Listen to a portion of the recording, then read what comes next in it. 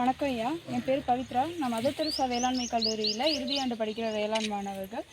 நாங்கள் வந்து ஊரக வேளாண் பணி அனுபவ திட்டத்துக்காக இங்கே வந்திருக்கோம். இன்றைக்கி எதை பற்றி சொல்ல போகிறோம் அப்படின்னா, ஒரு உயிரினம் ரைசோபியம் அப்படின்ற ஒரு உயிரினத்தை பற்றி சொல்ல போகிறோம். இந்த உயிரினம் இதில் வந்து என்ன இருக்குன்னா, ரைசோபியம் அப்படின்ற ஒரு நுண்ணுயிர் வந்து இருக்கும்.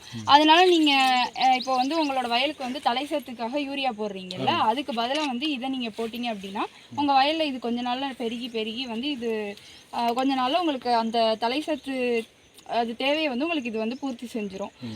இது வந்து இதை நீங்கள் போடுறதுனால உங்களுக்கு வந்து வேர்களும் வந்து நிறைய வைக்கும். அப்படி வச்சுச்சு அப்படின்னா உங்களுக்கு கொஞ்ச நாள் வறட்சியை வந்து தாங்குகிற தன்மை உங்கள் செடிக்கு வரும். அப்புறம் 10லேருந்து 20% வந்து நைட்ரஜனை வந்து இது அந்த நைட்ரஜன் தேவையை வந்து பூர்த்தி பண்ணும். எப்படின்னா வளிமண்டலத்தில் இருக்கிற நைட்ரஜனை வந்து இது எடுத்து வேரில் கொண்டு வந்து சேர்த்துரும். அப்படின்றப்போ உங்களுக்கு அதனால உங்களுக்கு தலை சத்து வந்து கொஞ்சம் கொஞ்சமாக நீங்கள் இதை பயன்படுத்த ஆரம்பிச்சிட்டிங்கன்னா ஒரு 5-6 தடவைக்கு அப்புறம் பார்க்கும்போது அந்த சத்து வந்து அதுக்கு தேவைப்படாது. ஏன்னா இந்த உயிர் அதில் இருக்கிறதுனால.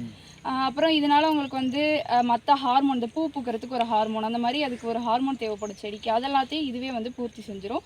வேர் முடிச்சுகள் பார்த்துருக்கீங்களா அறுவடை பண்ணும்போது? அந்த வேர் முடிச்சுக்குள்ளே இந்த நுண்ணுயிர் வந்து இருக்கும். இதை நம்ம வெளியே இருந்து நம்ம கொடுத்தோம் அப்படின்னா மண்ணோட வளம் வந்து நல்லாயிருக்கும். இதை நீங்கள் பயன்படுத்தும் போது என்னெல்லாம் வந்து பண்ணக்கூடாது அப்படின்னு பார்த்தீங்கன்னா, இது வந்து காலாவதி ஆகுதுல்ல, அது வந்து நீங்கள் பார்த்துக்கணும். காலாவதி ஆனதுக்கப்புறம் இதை பயன்படுத்தக்கூடாது. இதை பயன்படுத்தும் போது எந்த ஒரு ரசாயன உரத்துக்கூடையும் சேர்த்து பயன்படுத்தக்கூடாது, தனியாக தான் பயன்படுத்தணும்.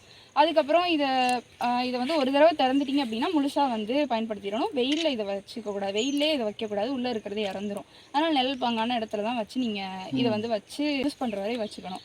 இது வந்து 3 விதமாக வந்து நீங்கள் உங்களோட வயலில் வந்து கொடுக்கலாம். முதல்ல எப்படி 3 வகை என்னென்ன கொடுக்கலாம்? விதை நேர்த்தி பண்ணி கொடுக்கலாம், இல்லைனா வயலில் நேராகவே வந்து இதை கொடுக்கலாம், அப்படி இல்லைனா தண்ணீர் வழி வந்து கொடுக்கலாம்.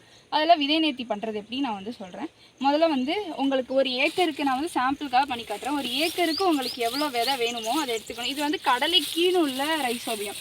இதே மாதிரி ஒன்றொன்றுக்கும் இருக்குது. இப்போ இது கடலையா, இதை உங்களுக்கு எவ்வளோ வேணுமோ சும்மா எடுத்துக்கோங்க. அந்த அளவுக்கு வடித்த தண்ணி வந்து இதில் ஊற்றிக்கணும். அது முழுகிற அளவுக்கு வடித்த தண்ணி வந்து இதில் ஊற்றிட்டு இந்த ரைசோபியம்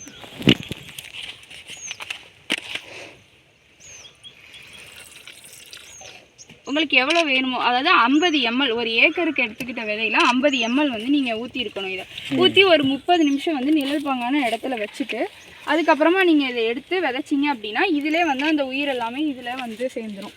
இப்படி பண்ணலாம். அப்படி இல்லைன்னா நேராக வயலில் போடுறது அப்படின்னா 200 ml இதை எடுத்து 20 கிலோ தொழு உரத்தோடு கலந்து அதை வந்து வயலில் நீங்கள் விதைக்கிறதுக்கு முன்னாடியே வந்து அப்ளை பண்ணலாம். அப்படி இல்லை நீர் வழி விடுறது அப்படின்னா 1 லிட்டர் தண்ணிக்கு 1 ml கணக்கில் கலந்து தண்ணியாகவே நீங்கள் தண்ணி விடுறீங்கல்ல, அது கூட சேர்த்து வந்து இதை விட்டுறலாம். இதனால உங்களுக்கு அந்த தலை சத்து வந்து அதிகமாக கிடைச்சிரும். உங்களுக்கு இது பயனுள்ளதாக இருந்துச்சாங்க? இருக்கு. நன்றிக்காக.